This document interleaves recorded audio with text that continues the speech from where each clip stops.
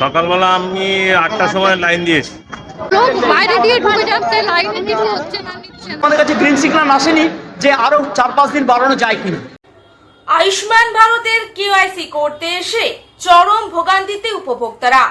কোথাও সার্ভার সমস্যা, কোথাও আবার নেই সঠিক ব্যবস্থাপনা। ঘন্টার পর ঘন্টা লাইনে দাঁড়িয়ে ফিরে যেতে হয় অনেককে। আয়ুষ্মান ভারত প্রকল্পের কেওয়াইসি করাতে সকাল থেকেই লম্বা লাইন। হাতে প্রয়োজনীয় নথি নিয়ে ঘন্টার পর ঘন্টা অপেক্ষায় সাধারণ মানুষ। কয়েক হাজার মানুষ একসঙ্গে লাইনে দাঁড়িয়ে পড়ায় পরিস্থিতি আরও জটিল হয়ে ওঠে।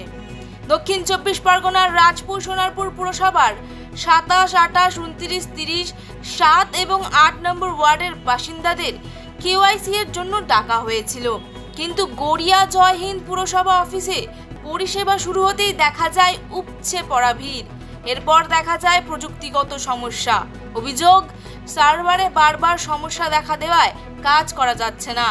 দীর্ঘক্ষণ অপেক্ষার পরও কাজ না হওয়ায় ক্ষোভ প্রকাশ করেন লাইনে দাঁড়ানো সাধারণ মানুষজন। আপনাদেরকে ডাকা হয়েছে আয়ুষ্মান ভারত কার্ডের জন্য, যে আপনাদেরকে আয়ুষ্মান ভারত কার্ড দেওয়া হবে।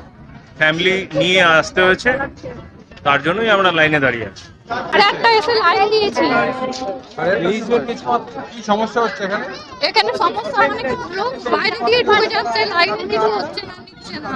লাইন দেখার লাইনই করছে না তো, সিস্টেমে কোনো কাজ হচ্ছে না। আমরা লাইনে দাঁড়িয়েই আছি, অত কাজ হয়ে যাচ্ছে।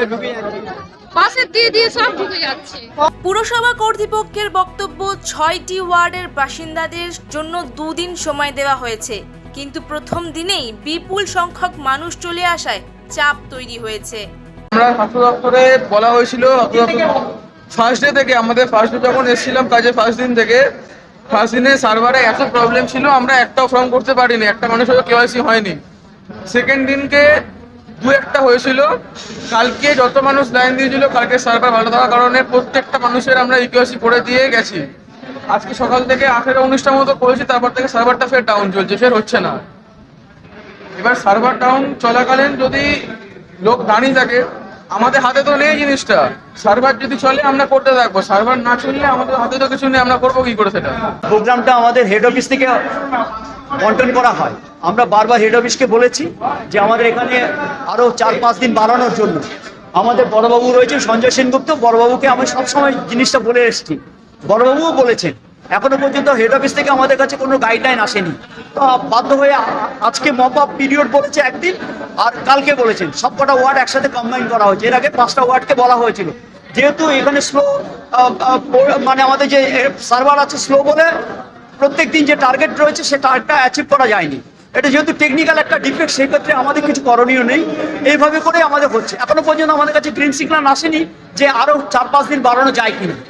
এদিকে এই ঘটনাকে ঘিরে বিজেপি স্থানীয় নেতৃত্বের অভিযোগ, পুরসভায় এখনো পুরনো ব্যবস্থাপনার লোকজন থাকায় পরিষেবা দিতে সমস্যা হচ্ছে। ভিড় নিয়ন্ত্রণে আরও গ্রিন পুলিশ মোতায়েন করার দাবিও উঠেছে। দক্ষিণ 24 পরগনার সোনারপুর থেকে শশাঙ্ক মণ্ডলের রিপোর্ট, হিন্দুস্তান নিউজ পয়েন্ট।